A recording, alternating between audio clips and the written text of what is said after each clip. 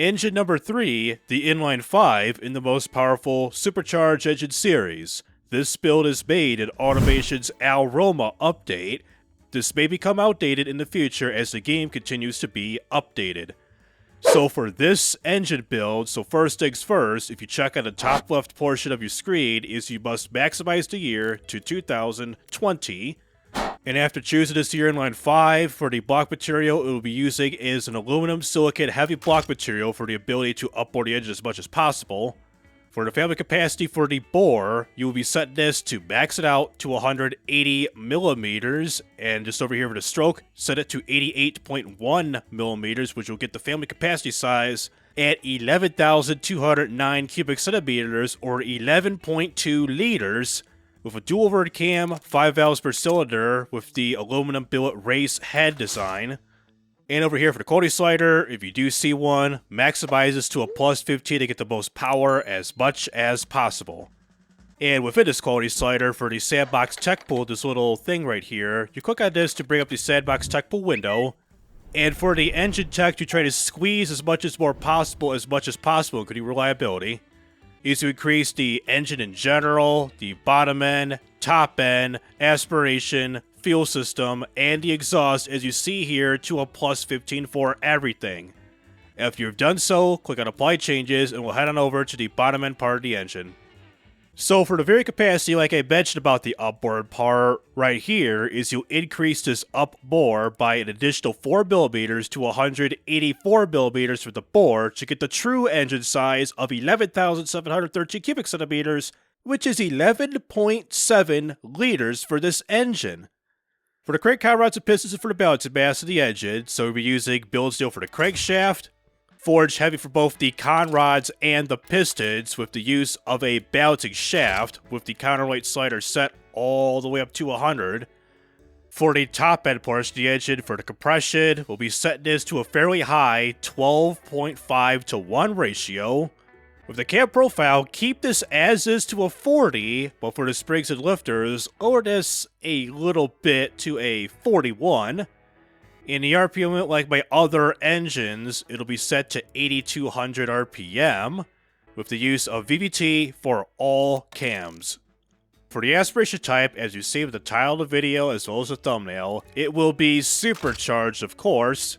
The intercooler right here will be set all the way up to 12,100 horsepower, and the geometry of this bad boy, it'll be a screw-based supercharger with the control set to an advanced setting.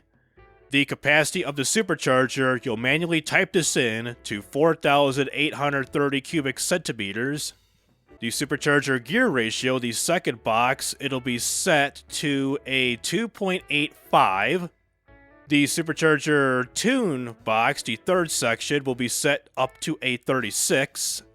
And finally, the boost rating of the supercharger will be set to 18.71 PSI right here. For the fuel system, it'll be an injection-based system, so click on Injection, Direct Injection, it's single throttle setup because we can't do throttle per cylinder with a supercharged engine. The fuel mapping with the second box here will be set to a lean setting at a 19. The lambda equals 1 right here, the stoichiometry adjustment here. Keep it as is to a 0. The timing all the way maxes out to 100 by advancing as much as possible. The type of fuel we're going to be using is good old nitromethane, the NM90 102 AKI, which is 90% nitromethane, I believe is what this means. And we'll use a racing intake manifold with the size set down to a 33 for the manifold size.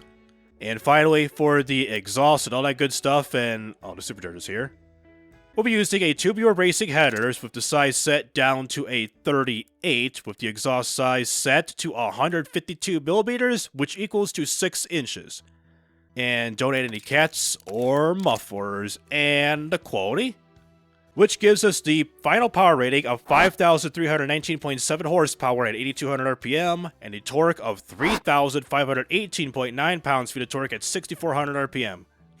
So right away, the engine is pretty much crying uncle in terms of the RPM stress as well as piston stress, which really holds me back of trying to make this engine a little bit more powerful. So no matter what I do with the supercharger, like increasing this up, boom, pistons have failed due to excessive torque. As you can see, we are way above the 2,051 pounds-feet threshold. I'm trying to make this engine even more powerful than what I got here. So I'll give you a listen to this here engine on the dyno by first doing a pull run, and then after doing so, I'll try to find a car suited to fit this here engine and throw it around the test track before I end this off. So, first of all, do a pull test with this here Inline 5 that's supercharged right now.